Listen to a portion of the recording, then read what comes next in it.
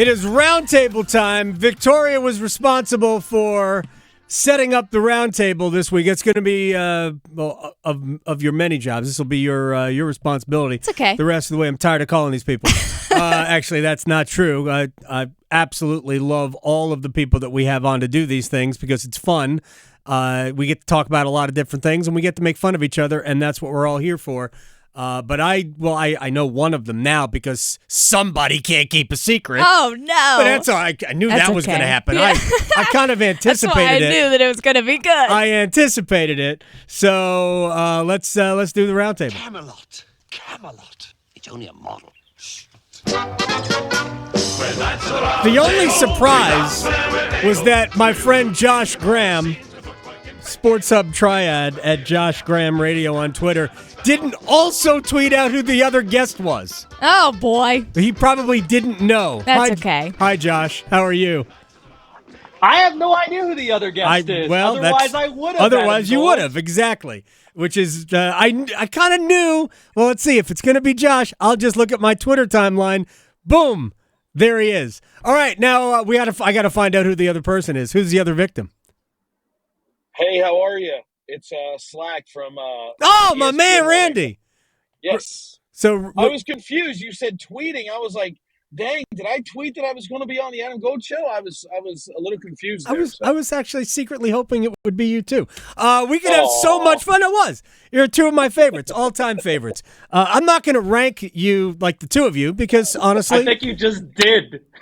I just said you're two of my all-time favorites. You're in the top 10. It depends on who wins the World Cup. That's who you decide who the all right, That's Slack. true. We started the World Cup. He said that it was going to be France, and I said it was going to be Argentina. Are you serious?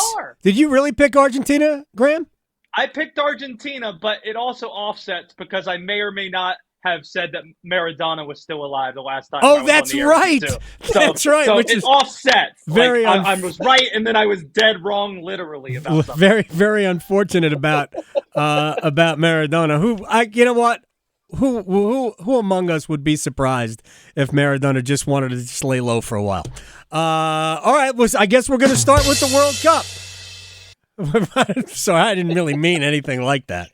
All right, Slack, tell me why France is winning this tomorrow, or Sunday rather. I used to do radio in Pittsburgh, and one of Mike Tomlin's best Mike Tomlinisms was been there, done that. France has been there, done that team. They won the last one. They returned a lot of their guys, and they're going to win this time. Honestly, I wasn't even really that committed to France until Josh was like, if France wins, I'll buy you a beer. I don't even drink beer, but I want that beer from Josh, and I'm going to pour it out onto my yard just to prove that I am victorious. Wow, you're going to pour a perfectly good beer under your yard. What do you drink instead? I mean, we can substitute a beer. Yeah, we could do that.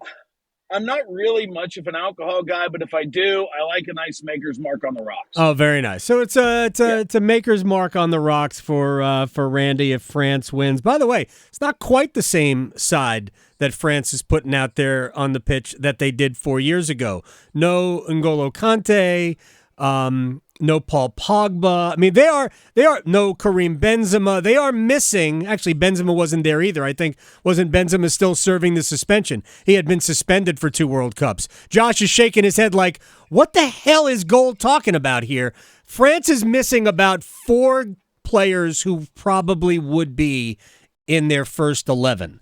And they're sick, which is a little nerve-wracking for me. Yeah, I read something about it today. I think the illness part of this is a little bit overblown.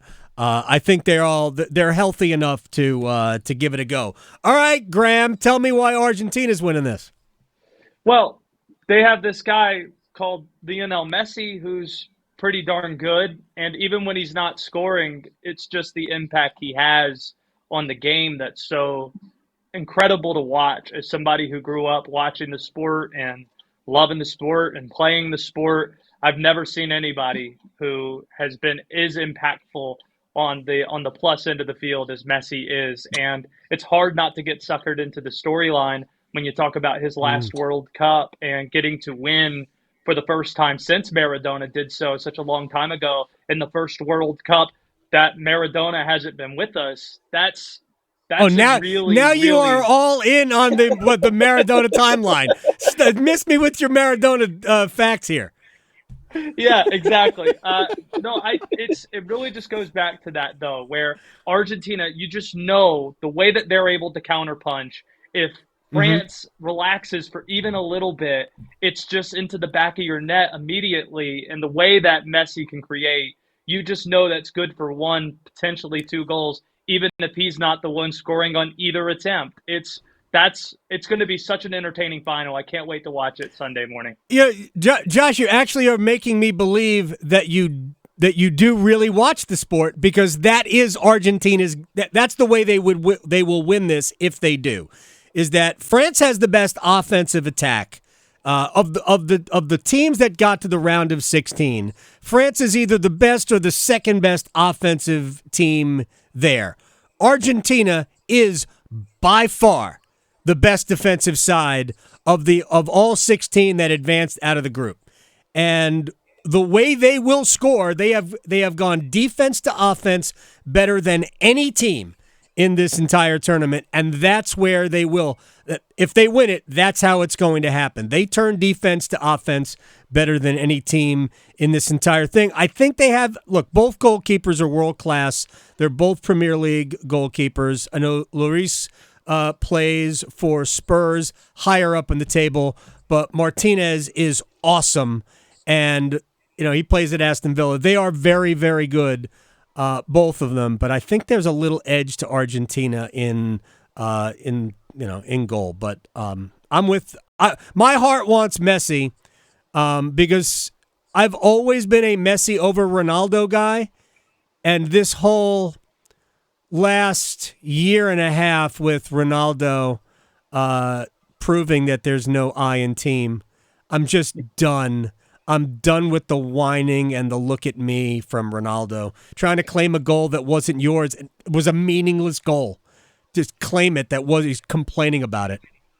Does that conversation, though, the Ronaldo versus Messi, remind you of the conversation with Ovechkin and Crosby, too, where since Ovechkin's the flashier player and he has the 800 goals, it almost seems like that people put him on the same terrain with Crosby, losing sight of the overall complete game that Crosby has and that Messi has, I guess, in the soccer conversation? I think the Ovechkin Crosby thing is simply a thing because they came in together, to be honest. I think I think that legit. I don't know that anybody has ever called Ovechkin the best player ever, right? I don't think anybody's ever said that, because I don't think anybody thinks that. Crosby has been at one point the best player in hockey. He's not anymore. I mean, Connor McDavid is. I don't even know where he's on a planet that we haven't even discovered yet. It's frightening when you watch him. He just does whatever he wants. But the legitimate conversation about who's the best of this generation between Messi and Ronaldo is a pure goal scorer. Messi is a better player. I think the better and that's why it reminds me of it, where I think Ovechkin obviously is the better pure goal scorer. Crosby's the better player. It just seems like that when you talk about goals scored and such, that the overall complete game gets lost in it. And I'm glad the way you're talking about Messi, you're kind of shining light on these other things that he does that impacts the game. To me, the conversation, and he's got to win this to be able to eliminate he's never won a World Cup. The conversation is Messi and Pele. And I mean, as a kid, I watched Pele play for the Cosmos, and he was even beyond the real Pele, but he was still next level great. That to me is the conversation that I'm interested in hearing, not having, but hearing hopefully when Messi wins the World Cup. Wow, we talked about World Cup soccer. I'm so excited. Hey, I don't even know this. Real quick, just tell me who it is. Do you have a pro side that you root for? Or I'm sorry, are you a supporter of, Josh? I'm not. I don't. Then I don't want to hear it. I haven't picked the squad. It used to be Man United when Ronaldo was playing there a long time ago, but since then I haven't followed it as closely to EPL. Shiny object guy.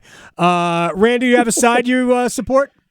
Well, I've been getting into Football Manager on my PC, so currently look, I didn't know soccer until I found this Football Manager on Game Pass. I'm running Fleetwood FC in League One in England. We're a counterattacking 4-3-3. We're the fastest team in League One, the biggest, strongest center backs. We counterattack, we punch you, and we like to score goals. So now I'm kind of looking forward to France now, Argentina, because we're of the same cloth. Fleetwood FC in League One. I'm sorry, I blacked out. Yeah. Why not just go play Wrexham? Be Wrexham. Because it's too easy. You're down there in the National League. You have way more money than everybody else. Like, you can just buy and get out. Though that league is incredibly They're in difficult second to get out place. of. Wrexham is second behind, Notting Wood or something like that. Knott's Berry Farm. I don't know. They're making jelly, and they're leading the National League right now. 4 points clear, but Wrexham AFC has a game in hand. Why do I know this? I used to run Kingsland Town down there in the National League. Look at you. After 5 years of not getting out of to League Two, it was heartbreaking, but I had to just quit. So. I'm still mad. Look at Adam. He's beaming like we're still tickling him by talking about. I love this. Cup. I'm Next still time mad we're at gonna Dag talk and about Red. Verlander in the Met. I'm still mad Daggers. at Dag and Red for drawing that final match a couple years ago. Here's how bad I am with soccer. I asked Aiden Heaney, the men's coach at UNCW, I asked him for strategy for my National League team just to try to get out of the league because I have no idea what I'm doing. He's like, just get a big striker and hit crosses. That's what Oliver Palmer's about. That's why Wrexham went out and brought him in during the transfer window. All right, let's talk a little Panthers here. Josh, are they making the playoffs? No. Why are you so dismissive?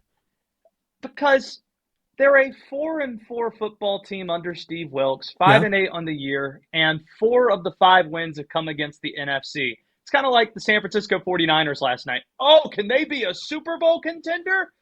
No, they're 8-2 against the NFC, 2-2 against the AFC, and none of those 8 wins or 10 games against the NFC were against the 2 teams that matter, Dallas and Philadelphia. So I don't think Carolina's even going to win Sunday against Pittsburgh because the only AFC team they've beaten is Denver this year. They're 0-3 against the AFC North, and Sam Darnold hasn't thrown a pick yet through the first 2 starts, and Pittsburgh's second in the NFL in interceptions gained.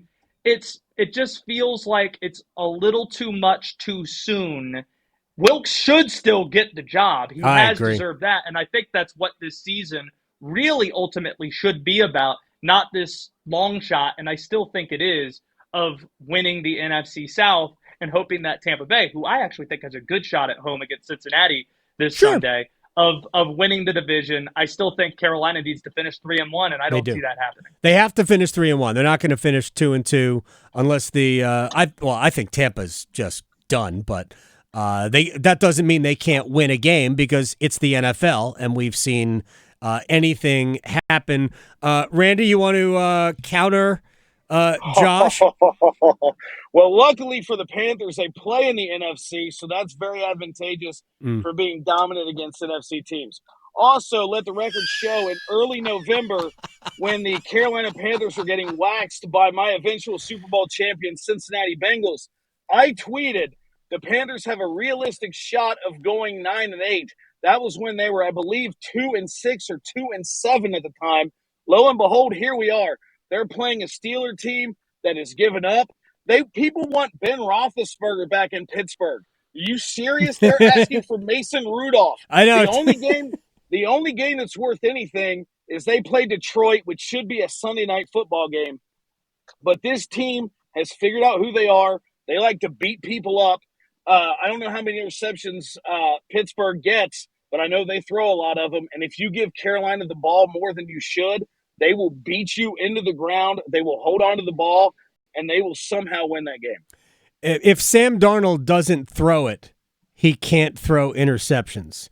And that's the thing. Like they have 400 rushing yards the last 2 weeks against Denver and Seattle, who are 5 or 6 of the worst rush defenses in the league. Pittsburgh isn't great against the run, but they're better than that. And Mike Tomlin's a defensive coach that is going to force Sam Darnold to beat him. And when that happens, that's when the interceptions come. And that's what I think is going to happen. There is no doubt that there are no gimmies for the Panthers, and it has nothing to do with the opponent. It has everything to do with the Panthers. But the Steelers offensively are every bit the mystery that the Panthers are. I would even say more of a mystery because right now Pittsburgh's identity offensively is turning the ball over. That is their identity. If that doesn't happen, if Mitch Rudolph or Mason Trubisky doesn't throw any interceptions, then they'll be fine, and they have a good chance to win that game. But I don't have any faith that Pittsburgh's quarterback is going to be more successful. I'm not even going to hedge. I think Carolina, believe it or not, will win the quarterback battle, and then we'll see if they can create actual points. The real problem for the Panthers, and we've been talking about this earlier in the week, is that I honestly do not know how Carolina moves the ball if they don't move it on the ground. They still only have one receiving target. We're sitting here how many weeks into the season, and it's still just DJ Moore. And frankly, he's been relegated to a supporting role because all they do is run the ball. Look, whether they make the playoffs or not, they must win this week. The Lions are really good, but the Lions aren't going to win out. So I actually think the Lions are going to beat the Jets this week, and the Lions have too far to go to make the playoffs. Even though that might also be a 9-8 thing. But the Panthers don't have to worry about the wild card. They only got to worry about the division. And the Buccaneers, I think, are toes up. All right, let me ask one more thing. And I'll start with you, Randy. Give me a good reason why we shouldn't have like 80 bowl games. We should have 80 bowl games, and here's the thing. My philosophy on what we need to do to pick these games that aren't playoffs, because let's be honest, if it's not a playoff game, it doesn't matter. We should do a draw like they do in soccer tournaments, because I would love to see Nick Saban's face when he finds out he's playing in the Holiday Bowl against Middle Tennessee. That would be a lot of fun to watch that broadcast. Draw lots. Of just drawing the lots of who you play in your bowl games. I would 100% watch that show. I'd like to see the face of the Middle Tennessee coach that just figured out you drew. Oh, that would be great. That would be great. Here's my reasoning on this. Luke DeCock didn't get on board with me here. I don't care. I am looking at this entirely from a player perspective. Mm-hmm. Going 6-6, that's fine. You're bowl eligible. But why should I treat you as a player any different than the guy who practiced however many hours a week, played 12 games, and you just weren't on a team that was that good? Why shouldn't you also get the same reward for your season? Okay, so you guys went 3-9. I mean, maybe you lost some tough games. Maybe you had some key injuries.